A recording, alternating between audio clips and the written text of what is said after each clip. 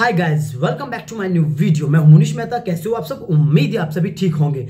वैसे तो आपने थंबनेल में पढ़ ही लिया होगा आज मैं किस टॉपिक पे बात करने वाला हूं। आप लोगों के बहुत सारे कमेंट और मैसेज आते हैं कि सर कार्टून स्टोरी बनाने के लिए कौन सा पीसी या लैपटॉप ले, क्या क्या चीज होनी चाहिए एक पीसी के अंदर जिससे कि हम कार्टून स्टोरी बना सकते हैं। यहाँ पे मैं आपको नॉर्मल पीसी के ऊपर बात करने वाला हूँ। जो पहला नंबर 1 है वो SSD आपके पास 256 GB का SSD होना चाहिए। और नंबर 2 है हार्ड डिस्क आपके पास 1 TB की हार्ड डिस्क होनी चाहिए। और नंबर 3 कार्टून स्टोरी बनाने के लिए बहुत जरूरी है प्रोसेसर आपके पास कम से कम i3 प्रोसेसर तो होना ही चाहिए। आप अच्छा वाला भी लगा सकते हो, तो वो आपके बजट पे डिपेंड करता है। जो आप अच्छा वाला प्रोसेसर लगाना चाहोगे तो कम से कम i3 तो होना ही चाहिए कार्टून स्टोरी बनाने के लिए।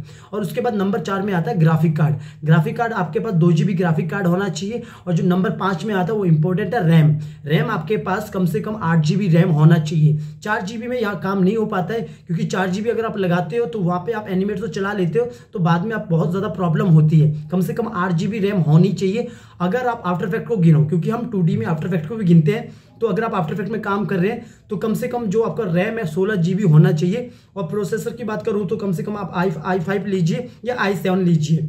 तो इस तरह ये आफ्टर इफेक्ट का काम वहां पे चल पड़ेगा। कम से कम इतना तो होना चाहिए आफ्टर इफेक्ट के लिए। और रही बात लैपटॉप की, तो लैपटॉप में भी सेम यही चीज होना चाहिए। जब गाइज आप मुझसे पूछते हो कि सर पीसी ले या लैपटॉप ले, तो मैं आपको हमेशा बोलूंगा कि पीसी लो। जो मैंने अभी बताया नॉर्मली आपको 30 से 35 हज़ार में आराम से मिल जाता है, और लैपटॉप भी आपको 35 से 40 हज़ार में आराम से मिल जाता है। तो यहाँ पे आपको मैं यही बोलूंगा कि पीसी में काम कीजिए। पीसी में आसानी से काम हो जाता है, क्योंकि हम पीसी में आराम से बैठ के काम करते हैं। अब रही बात कीबोर्ड और मॉनिटर और माउस की, ये कौन सी क्या क्या चीज ले, ये आप जाओगे जहां से भी जाओगे वहां पे तो आप ले ही लोगे। वो बता देंगे आपको ये कीबोर्ड अच्छा है, ये मॉनिटर अच्छा है, इस टाइप का आप ले सकते हो। और रही बात अब ग्राफिक जो हम बनाते हैं पेन टैबलेट से, वो जरूरी है लेना। जो पेन टैबलेट होता है जिससे हम ड्रॉइंग करते हैं, अगर आप ग्राफिक डिजाइनर है तो पेन टैबलेट लेना जरूरी है।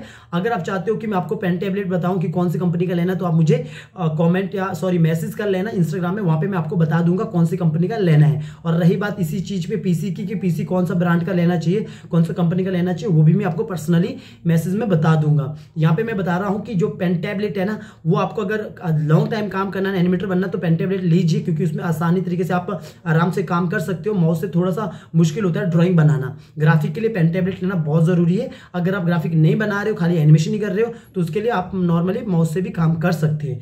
तो गाइज अगर आपको लगता है मैंने कुछ चीजें छोड़ दी यहाँ पे, तो आप कमेंट करना, वरना पर्सनली आके मुझसे पूछना, या फिर कभी मैं लाइव आऊंगा तो वहां पे डाउट पूछ लेना कि पीसी में ये चीजें कौन कौन सी चीजें होनी चाहिए। अगर आपको लगता है कि कुछ चीजें मैंने छोड़ दी, यहाँ पे मैंने नॉर्मल बताया, नॉर्मल पीसी बताया, इतना तो कम से कम होना ही चाहिए। ठीक है, उम्मीद है गाइज आपको छोटी सी जानकारी पसंद आई होगी। बाकी आपके पास कोई डाउट होगा तो कमेंट करना, मैं अगली बार उस टॉपिक पे वीडियो बना दूंगा। तो चलिए गाइज मिलते हैं नेक्स्ट वीडियो में।